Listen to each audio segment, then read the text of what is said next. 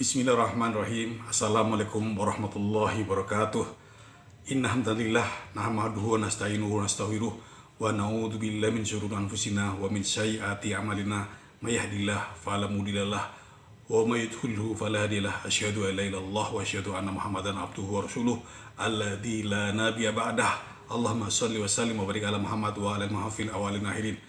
Alhamdulillah saudaraku semuanya yang sama-sama mengharapkan rahmat, hidayah, ampunan, dan taufik dari Allah Subhanahu wa Ta'ala. Pada kesempatan kali ini, insya Allah kita akan sama-sama membicarakan tentang rukun Islam dalam pembinaan akhlak. Yang pertama adalah tentang tugas Nabi Muhammad SAW sebagai Rasul. Allah Subhanahu wa Ta'ala mengutus Nabi Muhammad SAW dengan tugas antara lain sebagai berikut. Yang pertama adalah menerangkan Allah yang sebenarnya, menerangkan sifat-sifatnya dan segala yang berkaitan dengan itu.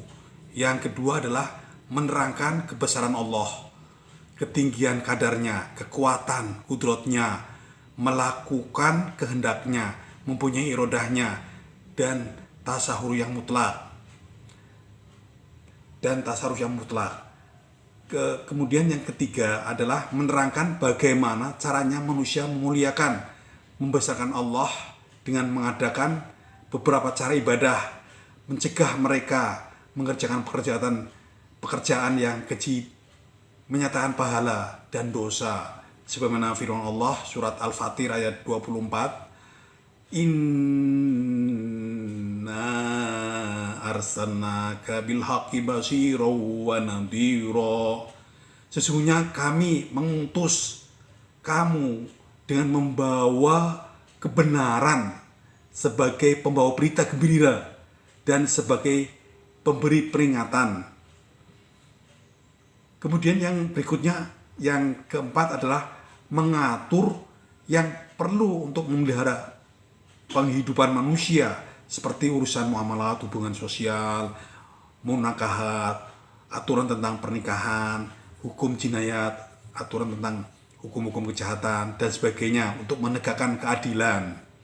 Berikutnya yang kelima adalah menyatakan segala jalan yang dapat memperbaiki urusan hidup, menyuruh mereka beramal, usaha, mencegah mereka bersifat malas. Sabda Rasulullah SAW, "I'malu dunyaka kanaka ta'isun abadan wa'mal li akhiratika kanaka tamutu hodan."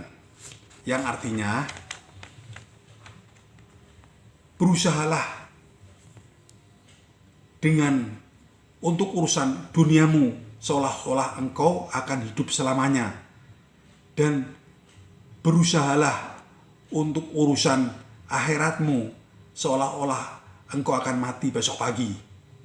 Kemudian berikutnya adalah menyuruh manusia berakhlak baik, beradab sempurna, dan di antara perangai-perangai itu ada yang kembali ke faedahnya kepada pribadi sendiri, seperti berlaku benar, memelihara lidah, tidak berdusta, tiada melihat barang yang haram, dan yang bermanfaat bagi umum, seperti bermurah tangan, memberi pertolongan, memberi makan fakir miskin, dan lain sebagainya. Kemudian syariat dan akhlak, syarat Islam dan akhlak. Rasulullah SAW diutus menjadi Rasul dengan maksud utama untuk membina dan menyempurnakan akhlak, sebagaimana dinyatakan dalam hadis, "Innama bu'istu liutamima makarimal akhlak," yang artinya bahwasanya aku diutus untuk menyempurnakan keluhuran akhlak budi pekerti. Hadis riwayat Ahmad.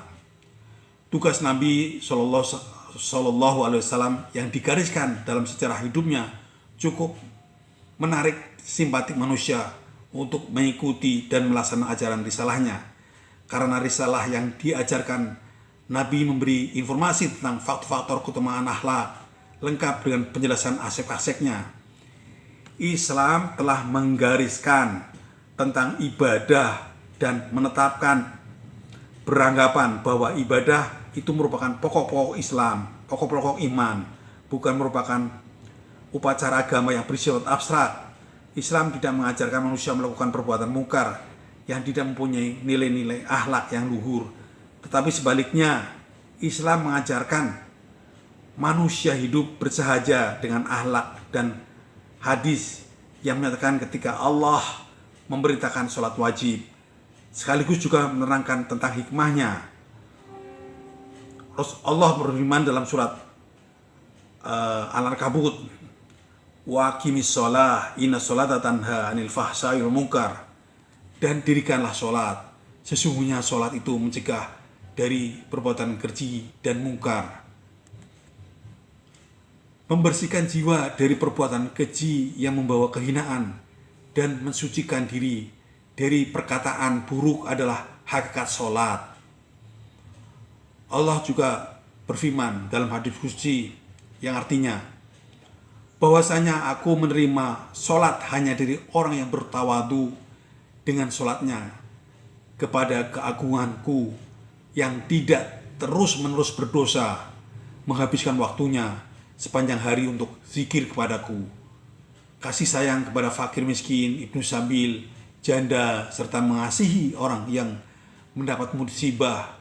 Hadis riwayat Al-Bazzar.